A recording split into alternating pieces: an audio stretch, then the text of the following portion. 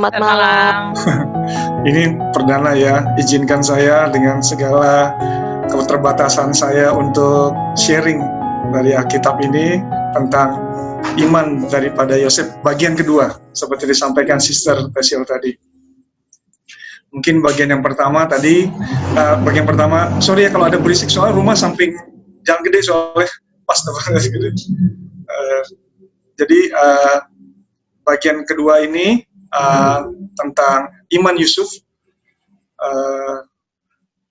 Terakhir yang pertama adalah berbicara terakhir tentang bagaimana istri Potifar pada saat itu ya merayu atau membujuk rayu daripada Yusuf. Nah, di bagian kedua ini kita akan mulai daripada saat terakhir ketika Yusuf ini dirayu dan akhirnya difitnah.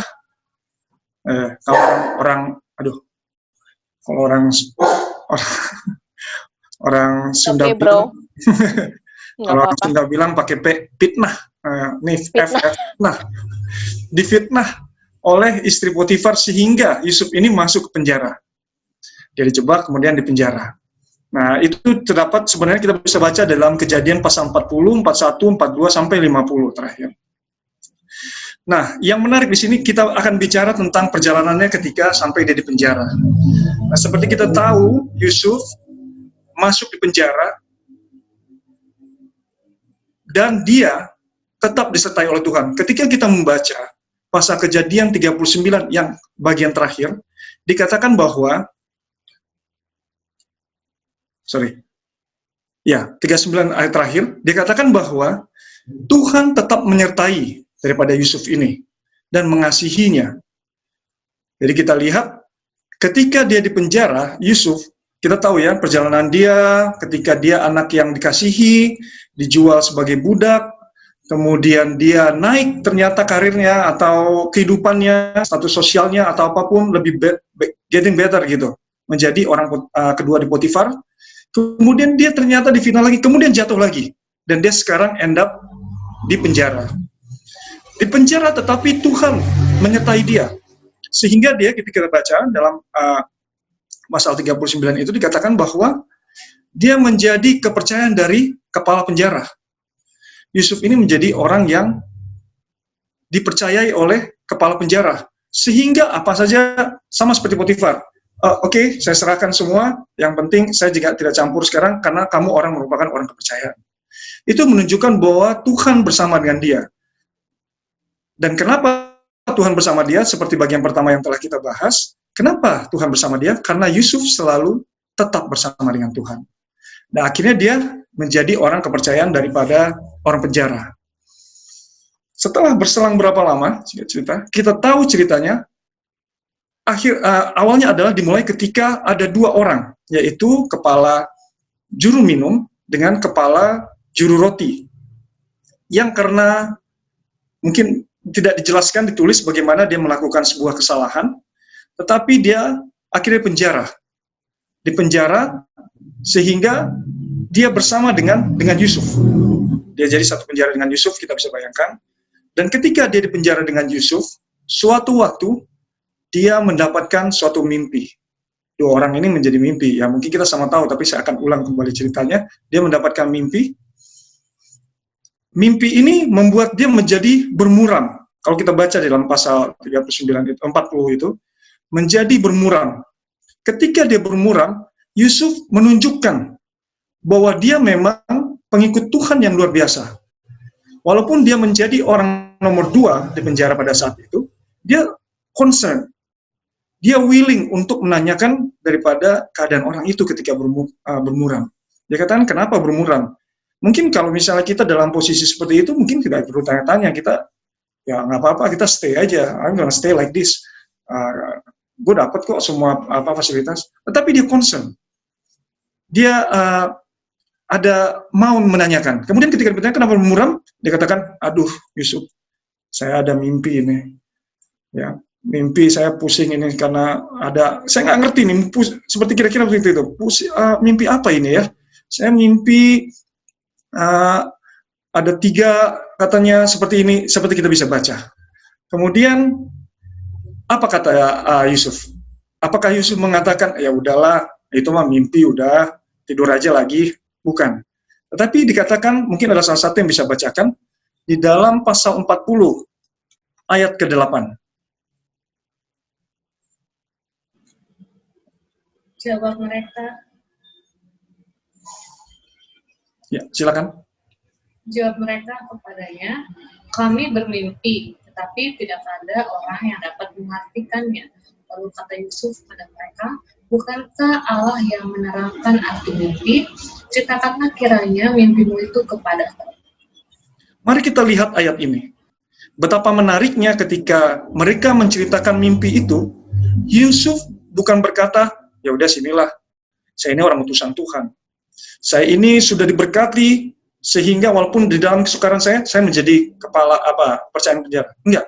Tapi dia katakan di situ, kita emphasize di kata itu adalah, katakan tadi, bukankah Allah yang menerangkan arti mimpi?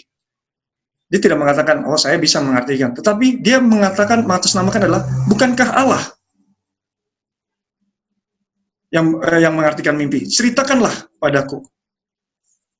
Itu menunjukkan bahwa Yusuf melakukan yang terbaik dan mengandalkan Tuhan di dalam situasi apapun di dalam kehidupan dia. Even di penjara, dia selalu bisa ngomong Tuhan. Saya nggak yakin kalau misalnya saya di penjara dalam situasi seperti itu, apa ada orang penjara, mungkin ya yang selalu dia ngomong apa. Nah, tetapi dia mengatakan bahwa, bukankah Tuhan, ceritakan padaku. Sehingga saya percaya dia mungkin meminta hikmat kepada Tuhan, sehingga dia bisa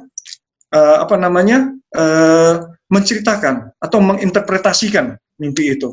Dan kita tahu di dalam kita bisa baca arti dari mimpi dari juru roti dan juru minum ini adalah di dalam 3 hari mereka akan dibebaskan. Di dalam 3 hari mereka akan dibebaskan. Tetapi ada yang bad news, good news, bahwa tukang roti nanti akan digantung, mati dan bangkainya akan dimakan burung, sedangkan juru minum ini akan menjadi kembali kepada pangkatnya sedia kala. Di sini Yusuf, kita lihat, dia mulai melihat suatu kesempatan. This is the second chance that God going to give buat gua, katanya, kata Yusuf. Oke, ini kayak kesempatan untuk bisa keluar ini. Apa yang dilakukan Yusuf? Ketika kita baca daripada perikop ini, dikatakan bahwa ada apa? Di dalam 40 ayat 14. Boleh yang bacakan? Sorry. Ya, 40 ayat 14. Kejadian 40 ayat 14. Tapi ingatlah kepadaku apabila keadaanmu telah baik nanti, tunjukkanlah terima kasihmu kepadaku dengan menceritakan hal ihwalku kepada Firaun dan tolonglah keluarkan aku dari rumah ini. Yusuf mungkin desperate dia di sana. Dia minta tolong ya, kalau saya interpret mimpi dan kamu memang keluar seperti yang dikatakan di mimpi itu, tolong ingat saya. Karena saya tidak layak berada di penjara ini. Karena saya setelah dibuang, dan dia menceritakan, kita bisa baca di bawahnya, ayat-ayatnya, dia mengatakan dia dibuang, dijual budak oleh saudaranya, kemudian end up di Potifar, kemudian difitnah. Jadi saya tidak layak di sini, tolong ingat saya ya, katanya. Kemudian dia mengatakan bahwa, tetapi kita lihat, ketika kita lihat baca berikutnya adalah, apakah dari juru minum itu mengingat akan dia? Bagaimana selanjutnya? Tidak. Ditinggalkan Yusuf. Yes. Kita bisa lihat apa yang tertulis di pasal 40 ayat 23. Bagaimana?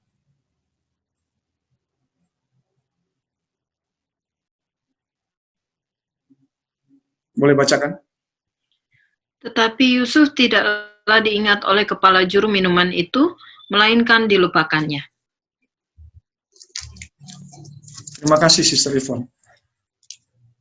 Bukan hanya diingat, dilupakan. Jadi kita seolah-olah sudah berbuat baik, tolong ingat saya. Ternyata yang terjadi adalah dia dilupakan. Tidak diingat sama sekali oleh juru minuman ini. Habislah sudah. Harapan dia, kesempatan yang diberikan kepada Tuhan mungkin, ketika kata Yusuf mungkin ya, saya akan berasumsi. Makanya dia katakan, tolong ingat saya ketika keluar. Ini kesempatan saya mungkin untuk bisa keluar dari penjara. Tetapi ketika dia ngomong kepada juru minuman itu pun tidak mengingat dia. Tetapi Tuhan bekerja dengan cara yang luar biasa. Jika kita lihat di dalam pasal 41, kita lihat bagaimana waktu Tuhan adalah waktu yang terbaik. Kita baca 41 ayat 1, saya bacakan. Setelah lewat 2 tahun, 2 tahun setelah kejadian di mana juru minum itu keluar, 2 tahun dia dilupakan. Tuhan bekerja dengan cara amat dahsyat, yaitu mendatangkan mimpi kepada Firaun. Dia datangkan mimpi kepada Firaun, yang kita tahu mimpinya 7 lembu gemuk, kemudian 7 lembu kurus, kemudian 7 bulir gandum yang gemuk, kemudian 7 yang kurus. Bertanya-tanya kembalilah Firaun ini. Mungkin kita bisa melihat bagaimana dia pusingnya, gelisahnya, ini mimpi apa ya, kira-kira seperti apa yang apa ini katanya. Kemudian dia panggil semua ahli, kemudian dia panggil ahli, dia panggil juga ahli-ahli lah, dikatakan bahkan juru minum itu. Dan teringatlah juru minum itu, kalau kita baca, teringatlah juru minum itu bahwa dia melupakan satu orang. Ini cara Tuhan yang luar biasa kepada Yusuf. Walaupun orang melupakan dia, tetapi Tuhan membuat suatu rencana sehingga orang mengingat kembali akan pada Yusuf. Dia katakan bahwa, oh ya Tuhan, saya ingat bahwa ada satu orang Ibrani yang dapat menginterpretasikan mimpi ini. Oke, kalau begitu, dia sudah pernah berkatakan begini, tukang roti, tukang minum, saya sebagai tukang minum, yang satu mati, yang satu ini. Kalau gitu panggillah dia. Firaun, ya kita tahu dia dipanggil. Kemudian pada saat itu dipanggil, dan ketika dibaca dalam perikop 41 itu dikatakan bahwa dia diangkut, kemudian dibersihkan, kemudian dia menghadap Firaun, dan ketika Firaun, dia mengatakan kembali, Firaun, cerita, mungkin nggak begitu ya ngomongnya, Firaun, mana mimpi ya, nggak gitu kali ya. Hai Firaun, mimpinya apa? Boleh nggak mungkin begitu kira-kira. Tetapi kembali dia katakan di sini, sebentar.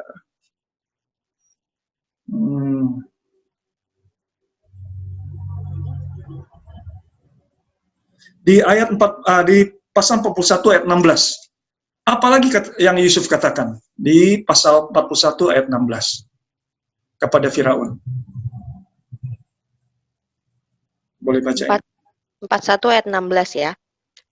Yusuf menyahut Firaun, bukan sekali-sekali aku melainkan Allah juga yang akan memberitakan kesejahteraan kepada tuanku Firaun.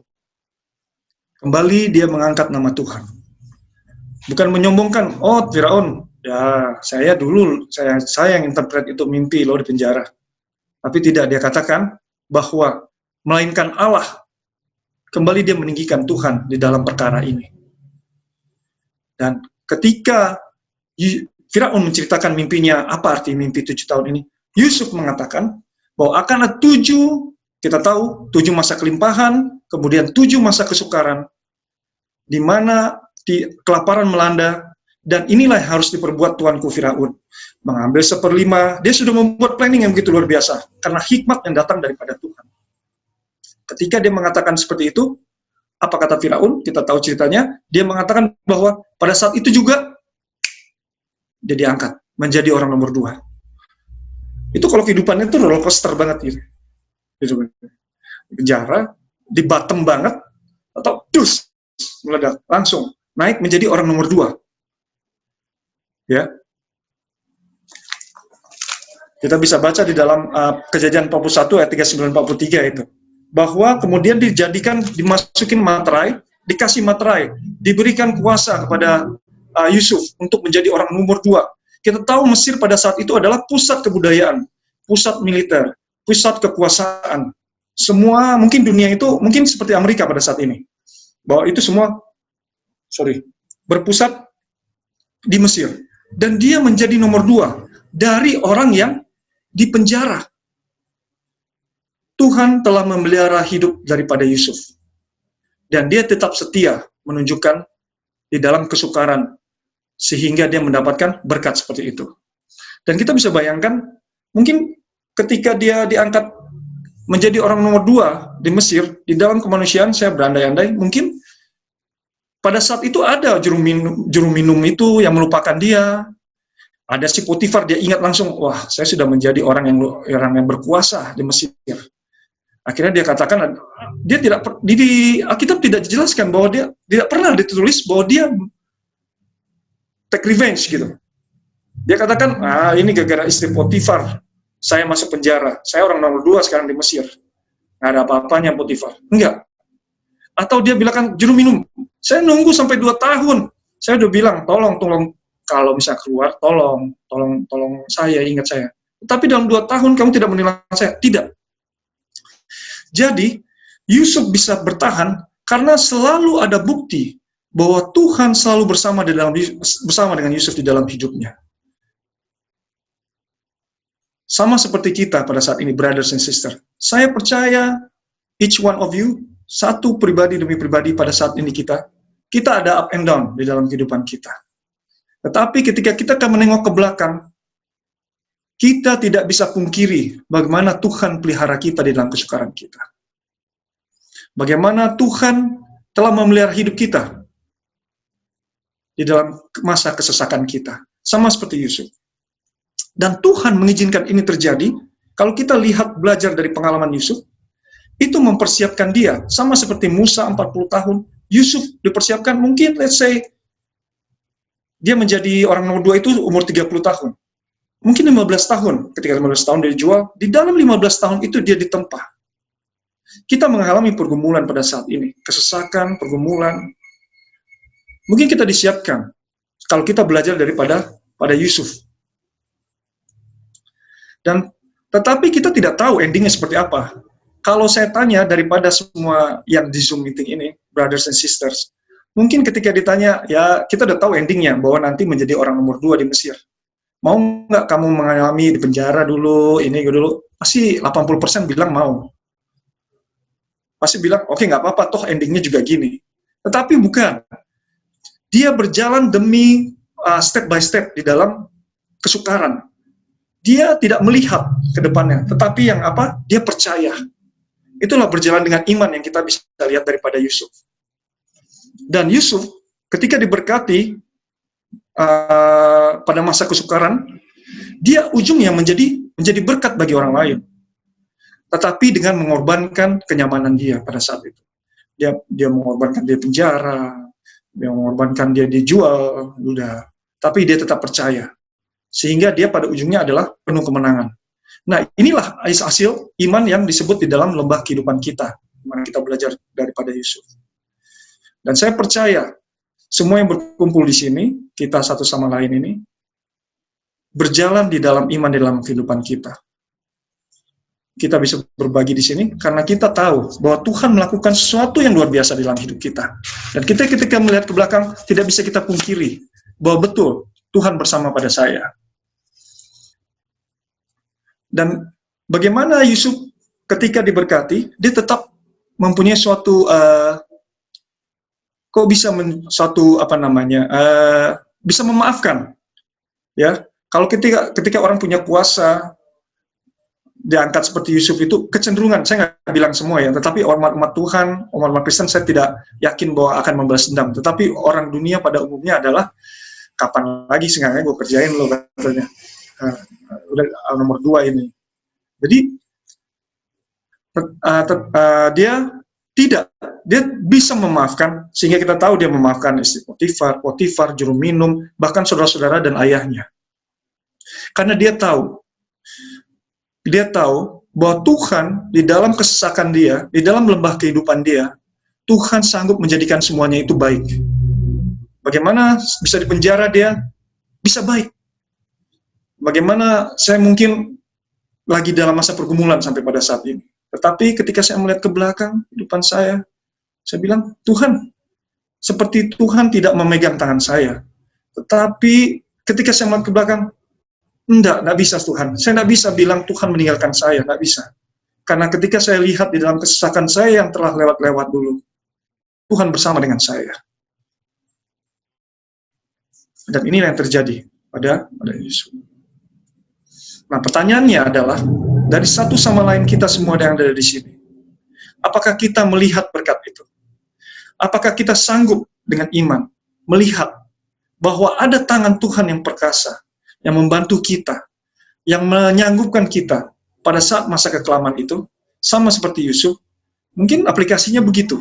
Ketika kita ada banyak sekarang pergumulan itu terjadi, faktornya dari keluarga, dari kantor, ekonomi, macam-macam. Even kita sendiri yang meninggalkan Tuhan, seperti Yunus yang meninggalkan Tuhan. Tetapi Tuhan tetap mau anak-anaknya itu datang kepada Dia. Mau anak-anaknya itu datang kepada Dia. Dengan lemah lembut memanggil untuk datang kepada Dia. Nah, bagaimana kita bisa melihat? Apakah ada satu sama lain kita? Mudah-mudahan saya mendapatkan amin, bahwa semua daripada kita yang ada di sini melihat itu, bahwa Tuhan Yesus ada bersama dengan kita. Kemudian saya akan bagikan, mungkin saya agak cepat, saya saya akan bagikan satu ayat terakhir, 2 Korintus 13 ayat 8.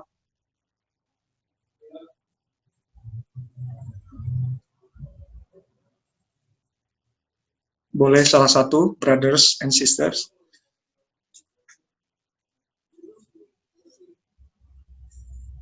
Saya berkeringat, nggak tahu nih, grogi atau karena panas ini. 2 Korintus 13 ayat 8. Karena kami tidak dapat berbuat apa-apa melawan kebenaran. Yang dapat kami perbuat ialah untuk kebenaran. Amin. Jadi kalau kita tahu kebenaran itu, nggak bisa kita apa-apa lagi, bahwa Tuhan Yesus adalah kebenaran. Nggak bisa kita, bahwa yang benar itu seperti itu. Ya kan? Maka itu, kejahatan sepertinya mungkin seperti menang ketika kita melalui pergumulan kita. Tetapi kita berpegangan kepada satu kebenaran. Janji-janji itu. Mungkin seperti Ayub, seperti Yohanes yang dibuang ke Pulau Patmos. Tetapi di dalam kesesakannya, di dalam the valley of his life, dia membuat buku Wahyu. Mungkin ketika orang martir yang mati, zaman-zaman dahulu, orang-orang suci martir mati, menyedihkan seperti itu. Tetapi impact-nya di dalam seperti kita lihat, bukan berkat, tapi itu menjadi berkat. Banyak orang bertobat. Ketika Yunus dilemparkan bahwa di laut, satu kapal itu mengetahui siapa Tuhan Yunus. Ketika Yesus bergumul di dalam mau disalib, bergumul dia, kejahatan seperti maunya merampas dia, tetapi dia bertahan.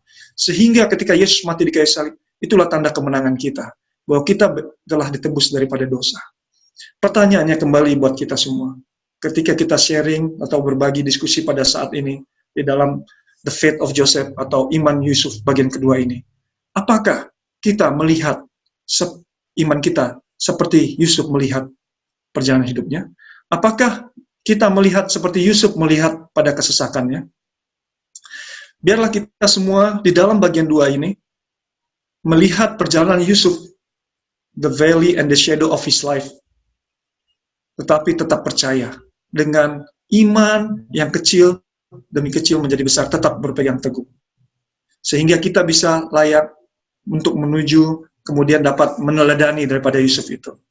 Dan kiranya inilah sharing kita, kiranya Tuhan Yesus memberkati kita semua. Amin. Amin. Thank you, Brother Hanafi. Aku tadi suka ada poin yang ini aku catat juga ya, jadinya di mana mungkin kalau kita kan udah tahu nih endingnya Yusuf, dia akan menjadi nomor 2 yang berkuasa di Mesir ya,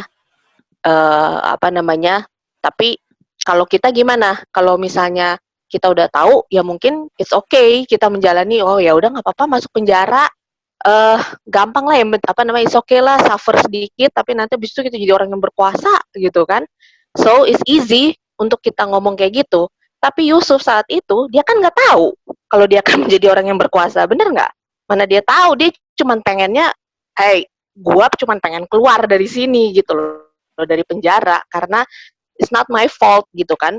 Tapi itu juga dalam menjalankan perjalanan itu juga dia tidak, kembali lagi ya tadi brother ya, dia nggak menyalah-nyalahkan orang, dia nggak mengungkit-mengungkit ini itu, salah ini, salah itu, dia hanya minta tolong aja, tolong keluarkan saya dari sini. Dan saya yakin dia juga pasti berdoa banyak sih. Dia pasti banyak minta tolong sama Tuhan juga gitu loh. Dan that is why is always with him. That is why God is always with him juga. Dan dia juga nggak tahu ya kalau cerita dia ini akan membawa bukan cuman membawa dampak pada saat dia hidup, tapi ternyata membawa dampak yang begitu besar, lebih besar lagi setelah dia meninggal. Dan karena banyak banget yang terinspirasi ataupun yang tergerak ataupun yang imannya bertumbuh